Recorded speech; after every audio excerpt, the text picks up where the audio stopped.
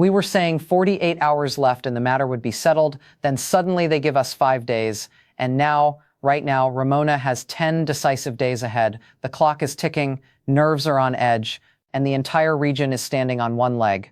Asterisk. The American-Iranian negotiations through intermediaries are running day and night, but the problem, where is the problem?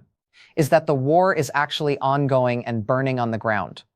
Every party is entrenched behind its conditions and positions, and no one is willing to concede even 2 centimeters from their stance. No concession on the strait, all eyes are on it. The frozen funds, everyone is waiting for their fate. And right now, all eyes are on the Marine soldiers coming to the region on warships. Is Trump waiting for these Marines to arrive before making his decision and launching a ground operation? On the other side, the Iranians are not sleeping. They say they have 1 million soldiers ready for ground war, and the defenses on the islands are fully armed and activated.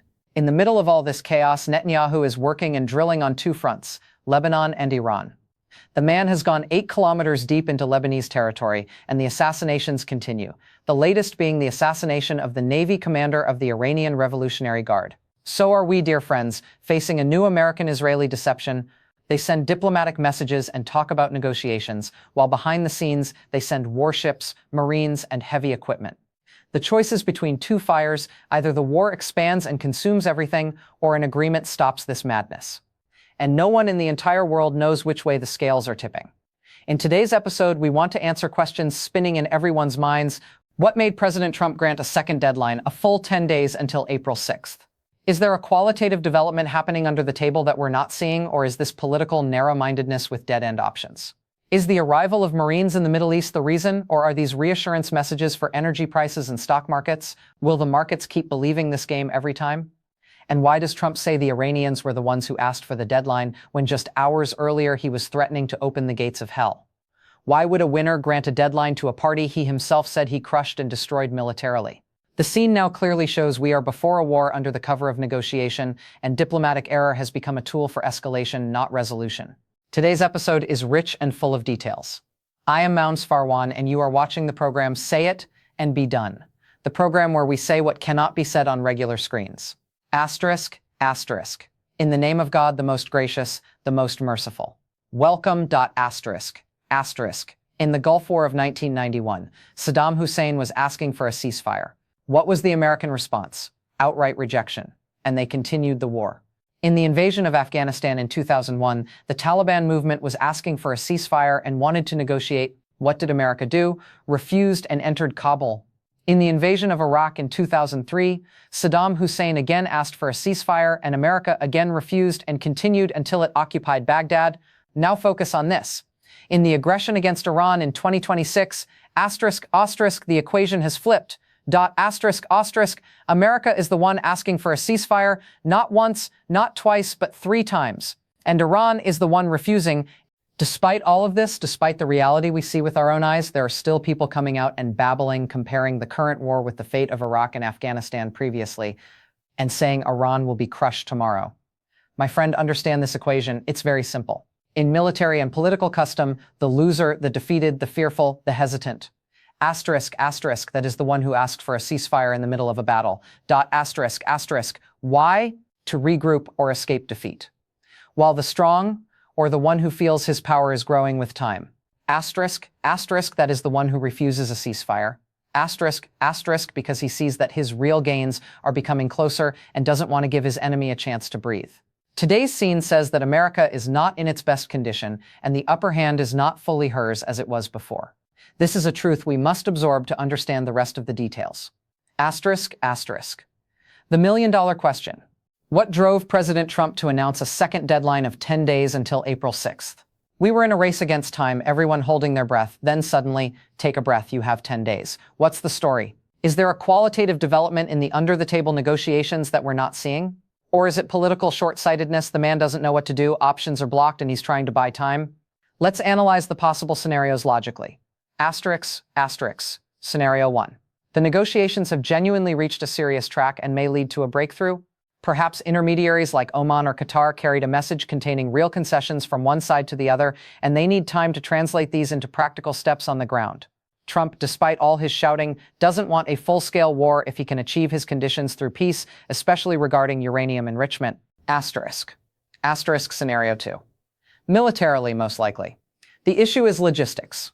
The Marine forces we mentioned in the introduction need time to arrive, position themselves, and prepare. A ground invasion is not the press of a button, it requires massive mobilization. So Trump may be playing patient until he becomes empowered, granting a political deadline while militarily preparing the knife. Asterisk. Asterisk scenario 3. These are reassurance messages for energy prices and stock markets. The American economy is very sensitive to any shock in the Gulf. As soon as war talk increases, oil prices skyrocket and the stock market crashes.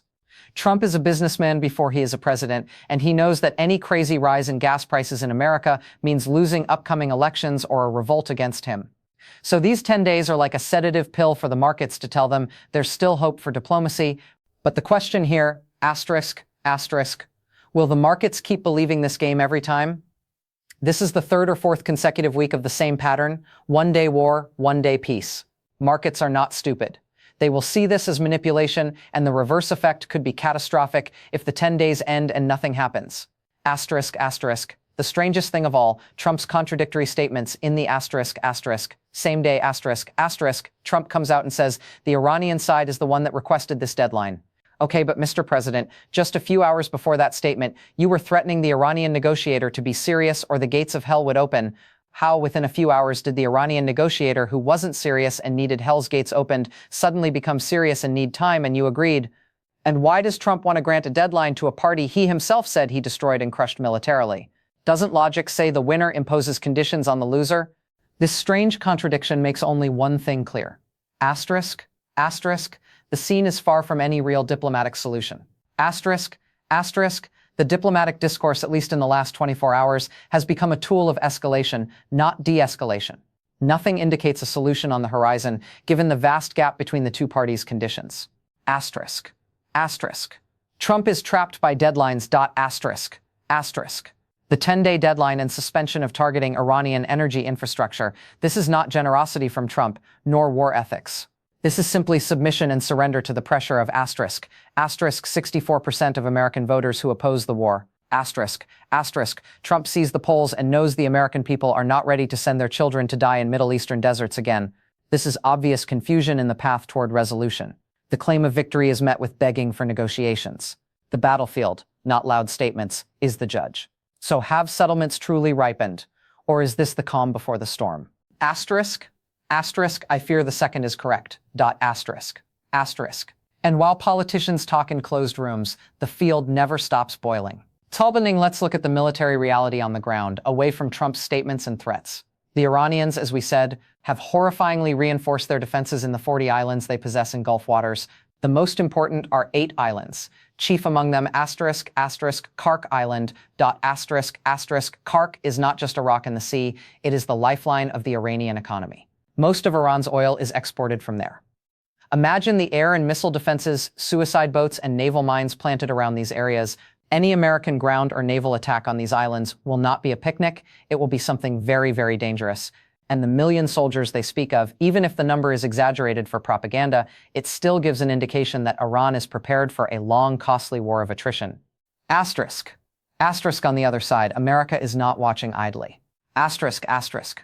The American website Axios, which is very close to decision-making circles, revealed that the White House and Pentagon are studying sending no fewer than asterisk, asterisk 10,000 additional soldiers, asterisk, asterisk to the Middle East in the coming days.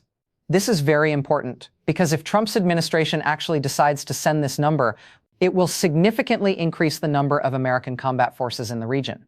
And this is an indicator and also proof that there is serious preparation for an American ground operation in Iran.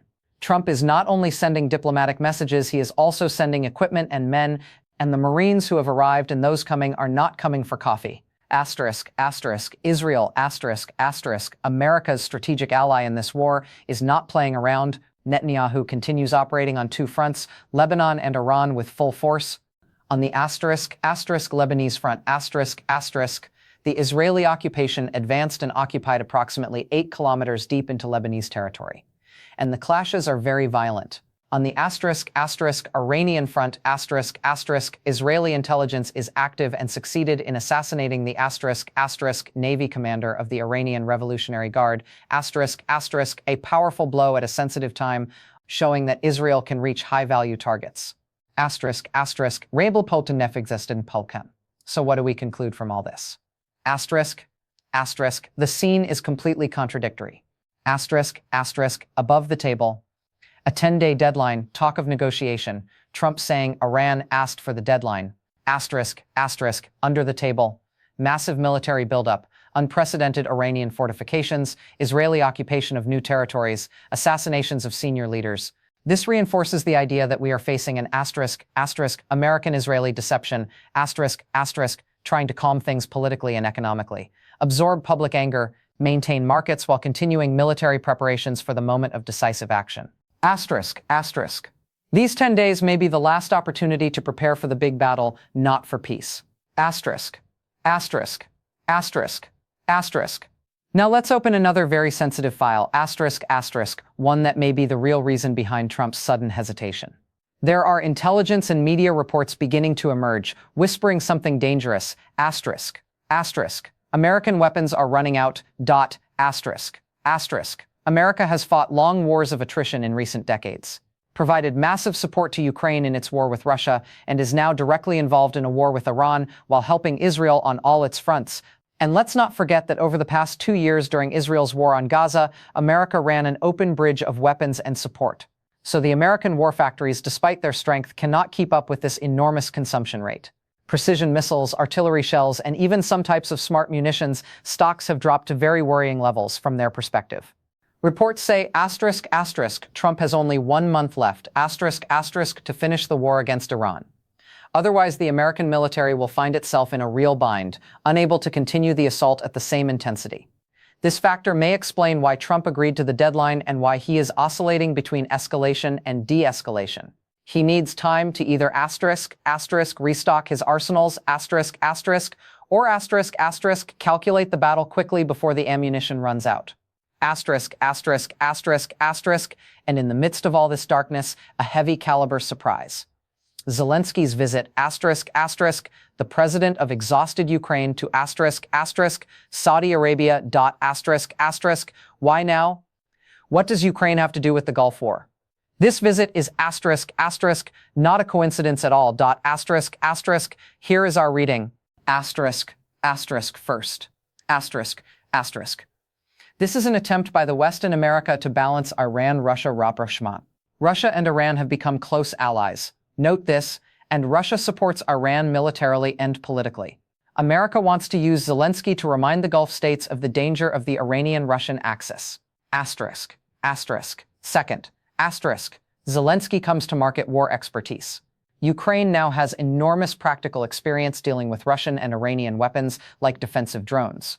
He is coming to offer defensive drone services, aerial defense expertise, and experience to Gulf states that fear Iranian missiles if full-scale war erupts. Asterisk, asterisk. Third and most important for Zelensky. Early search for financial and strategic support from the Gulf. Ukraine is completely exhausted, the economy is destroyed, and American and Western support has begun to wane and falter. Zelensky knows that America is preoccupied with the Iran war and may forget them. So he is coming to look for alternatives and knocking on the doors of wealthy Gulf states. The truth, dear friends, is that Ukraine is not moving from a position of strength, but from asterisk, asterisk, acute need. Asterisk, asterisk. The real goal is to open a partnership door with the Gulf and secure future support amid declining American backing. In short, what's happening today is not Ukraine supporting Saudi Arabia, it is a asterisk, asterisk Ukrainian investment in post-war money, asterisk, asterisk, exploiting Middle Eastern tensions in exchange for marketing war experience from a conflict that ended with Ukraine's complete exhaustion. Everyone is playing on all fronts, it's all interests. Everyone is playing on all fronts, it's all interests. Asterisk, asterisk. So where are we headed after the 10 days end on April 6th? Asterisk, asterisk. Let's be realistic. The scene is complex, but we can summarize it in asterisk, asterisk 2. Basic scenarios. Asterisk, asterisk, scenario 1. The difficult breakthrough. Negotiations under the table, pressure from the American street, Trump's fear of economic collapse, and weapons depletion push toward an agreement despite everyone, an agreement that might include Iran freezing uranium enrichment in exchange for lifting sanctions and freezing military operations from both sides. This scenario requires political courage that is not abundant right now and requires Netanyahu to agree to halt operations, which is very, very difficult. Asterisk, asterisk, scenario 2, the big explosion, asterisk, asterisk. Unfortunately, the more realistic one. The 10-day deadline is just a warrior's rest for America to complete its forces mobilization. The Marines and restock its weapons arsenals. Once the deadline ends under the pretext that Iran is not serious, the comprehensive American-Israeli assault begins. It may start with violent airstrikes on nuclear, energy, and island facilities, developing into partial ground and air invasion like occupying the islands. At that point, the entire region will enter a dark tunnel, and Iran's response will be unpredictable and could reach everywhere. Asterisks. Asterisks. I personally, from my reading of this contradictory scene, fear we are before the calm before the storm. Asterisks. Asterisks. Trump is trapped. Netanyahu wants war. Iran will not surrender easily. American confusion is clear, but the military buildup is even clearer. Asterisk, asterisk in the end. Who pays the price? The peoples. The people. People like us who just want to live in safety and dignity. Asterisk, asterisk. We in Gaza know what war means. We know what displacement means. That's why we wish peace for every place, but peace based on justice, not on injustice and submission. Asterisk, asterisk. These 10 days will be the longest 10 days in the region's modern history. Asterisk, asterisk. All eyes are on April 6th. Will it witness the birth of new hope or the beginning of a terrifying nightmare? God knows. And you, dear friends, what do you think after everything we've discussed? Do you see this 10-day deadline as an American trap or a real opportunity for peace? Share your opinions and analyses in the comments. Finally, we ask God Almighty for your safety. We hope you benefited. May God set things right and ease all hearts. My greetings to everyone. Peace be upon you and God's mercy and blessings.